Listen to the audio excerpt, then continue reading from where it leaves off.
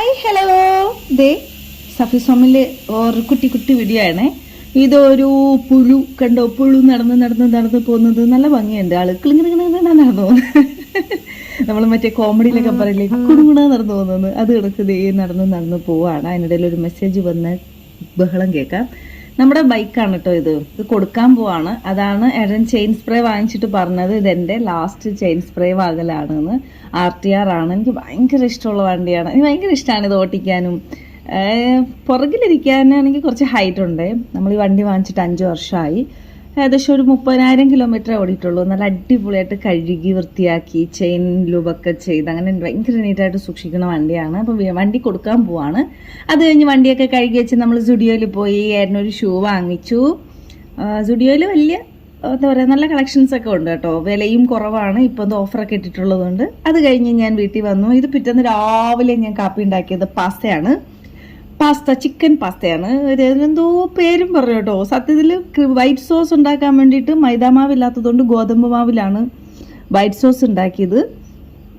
Capsicum ഒഴിച്ച് ബാക്കി എല്ലാ സർവ്വ സാധനങ്ങളും ഞാൻ നുള്ളിപ്പറക്കി കഴിച്ചു.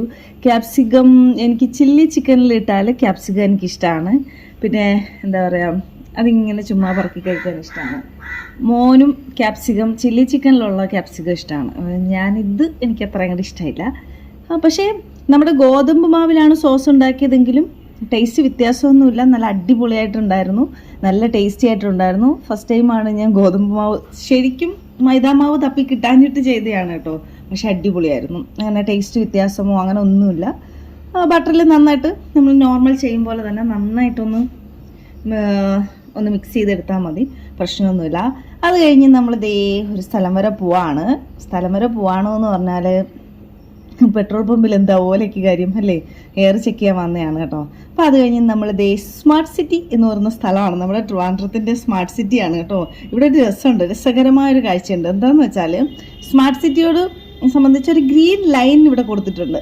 ആ ഗ്രീൻ ലൈൻ എന്തിനെന്ന് എനിക്കറിയില്ലായിരുന്നു. അപ്പോൾ എന്നോട് പറഞ്ഞു അത് സൈക്കിൾ ഓടിച്ചുകൊണ്ട് പോകാനാണ്. നമ്മളെ കണ്ടോ, ബാരിഗേഡ്, വണ്ടി പാർക്ക് ചെയ്തിരിക്കുന്നു, പാർക്കിംഗ് ഏരിയ ആയിട്ട് മാറിയിട്ടുണ്ട്.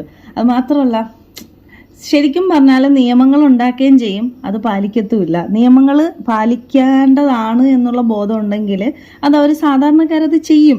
കാരണം എന്താന്ന് പറഞ്ഞാൽ, നമ്മളിപ്പോൾ മെട്രോയിൽ എങ്ങനെ നിൽക്കണം, എന്ത് ചെയ്യണമെന്ന് അവിടെ ഒരു നിയമമുണ്ട്. അത് തന്നെയാണല്ലോ എല്ലാവരും പാലിക്കുന്നത്. അത് പക്ഷെ നമ്മുടെ നോർമൽ റെയിൽവേ സ്റ്റേഷനിലോ അവിടെയൊന്നും നിയമമൊന്നും ആരും പാലിക്കുന്നൊന്നുമില്ല. അത് കഴിഞ്ഞതേ നമ്മൾ പോയിക്കൊണ്ടിരിക്കുകയാണ്. ഇത് വേറൊന്നും അല്ല പോകുന്നത്, കോവളം വെങ്ങാനൂരാണ്. ഇതാണ് ഏട്ടൻ പഠിച്ച സ്കൂള്. ഇത് പുതിയ ബിൽഡിംഗ് ആണ് കേട്ടോ.